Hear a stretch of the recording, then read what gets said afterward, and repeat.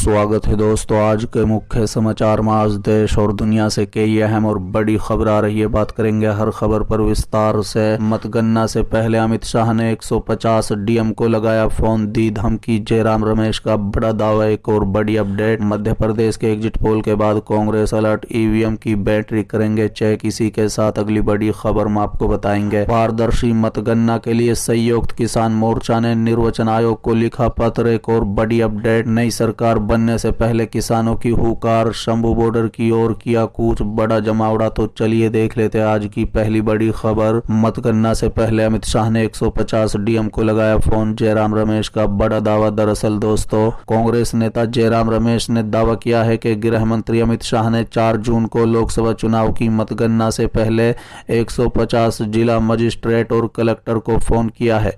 जयराम रमेश के इस दावे के बाद चुनाव आयोग ने उन्हें पत्र लिखकर इस बारे में जवाब मांगा है। बता दें कि रविवार को रमेश के लिखे पत्र में चुनाव आयोग ने उनसे रविवार शाम 7 बजे तक अपने दावे का ब्यौरा साझा करने को कहा है। चुनाव आयोग ने 1 जून को एक्स पर जयराम रमेश के पोस्ट का हवाला दिया, जिसमें उन्होंने दावा किया है कि निवर्तमान गृह मंत्री ने डीएम को फोन किया है। अब तक 150 से बात भी कर ली है। जयराम ने आगे कहा था कि ये बेशर्मी से दी गई धमकी है जो दिखाती है कि भाजपा कितनी हताश है।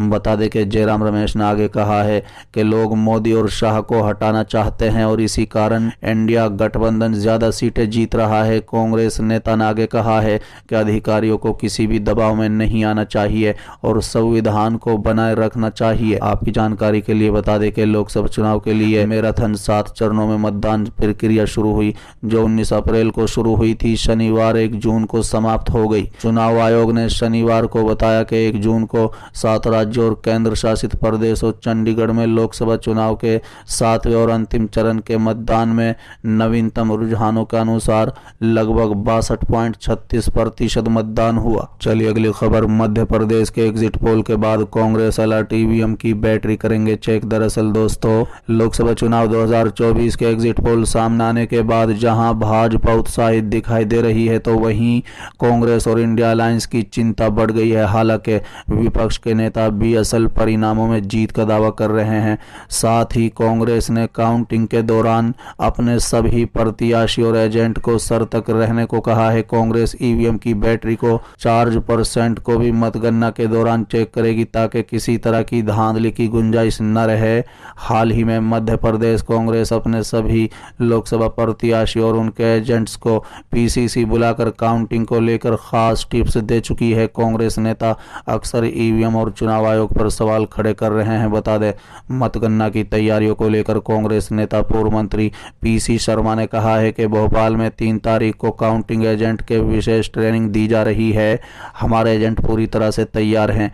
एक आखिरी फिनिशिंग टच देने की जरूरत है। हमने उन्हें इस बार विशेष ध्यान रखने के लिए कहा है। जब मशीन खुलेगी तो बैटरी का चार्जिंग प्रतिशत चेक किया जाएगा। पिछले चुनाव में जब ईवीएम काउंटिंग के लिए खोली गई तो 99% चार्ज दिखा। ये कैसे हो सकता है? मतगणना को लेकर कांग्रेस की तैयारियों पर तंज कसते हुए एमपी सरकार के मंत्री विश्वास सारंग ने कहा है कि कांग्रेस हो या विपक्ष का कोई भी सहयोगी दल, उनको अपने कार्यकर्ताओं को मतगणना स्थल तक पहुंचाना है। अभी तक कह रहे थे कि सरकार नहीं बनेगी, अब कह रहे हैं कि 400 पार नहीं होगा। इन सब से कार्यकर्ताओं को काउंटिंग टेबल तक पहुंचाने के लिए प्रेरित कर रहे हैं। विपक्षी दलों के नेता 4 तारीख के बाद मिलेंगे नहीं। बता दें कि एग्जिट पोल के नतीजों को देखते हुए मध्य प्रदेश में भाजपा 2019 का प्रदर्शन दोहराती हुई दिख रही है। बीजेपी को प्रदेश में 26 से 29 सीटों पर जीत का अनुमान जताया जा रहा है। वहीं कांग्रेस को 3 सीटें मिल सकती है। हालांकि कांग्रेस ने आधी सीटों पर जीत का दावा ठोक दिया है। अब एग्जिट पोल कितने सही साबित होते हैं, ये तो मतगणना से ही पता चलेगा। चलिए अगली खबर, पारदर्शी मतगणना के लिए संयुक्त किसान मोर्चा ने निर्वाचन आयोग को लिखा पत्र। दरअसल दोस्तों, संयुक्त किसान मोर्चा ने रविवार को भारत के निर्वाचन आयोग को एक खुला पत्र लिखकर स्वतंत्र और पारदर्शी मतगणना सुनिश्चित करने का आग्रह किया है। बता दें कि लोकसभा चुनाव के 7 चरणों की मतगणना 4 जून को हो रही है। अब रद्द हो चुके कृषि कानूनों के खिलाफ विरोध प्रदर्शन का नेतृत्व कर चुके एसकेएम ने खुले पत्र में कहा है कि वो मतगणना प्रक्रिया में छेड़छाड़ को लेकर आशंका जता रहे हैं।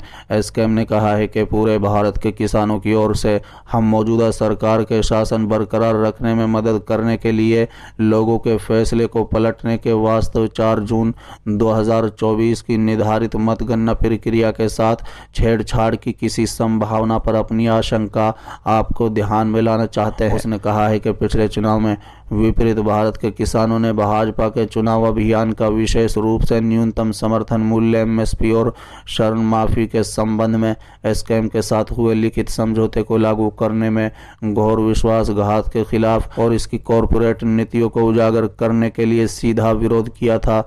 40 से अधिक भारतीय किसान संघों के छात्र निकाय एसकेएम ने कहा है कि व्यापक और शांतिपूर्ण विरोध प्रदर्शन ने किसानों, श्रमिकों और सभी गरीब वर्गों को अपनी आजीविका के मुद्दे को उठाने और लोकतंत्र, धर्मनिरपेक्षता और संविधान के संवैधानिक सिद्धांतों की रक्षा करने में मदद की। उसने दावा किया है कि ट्रेड यूनियन और अन्य वर्गों के सेकेंडरी समर्थन से 13 महीने तक चले किसानों के संघर्ष में 750 से अधिक किसानों की मौत हुई।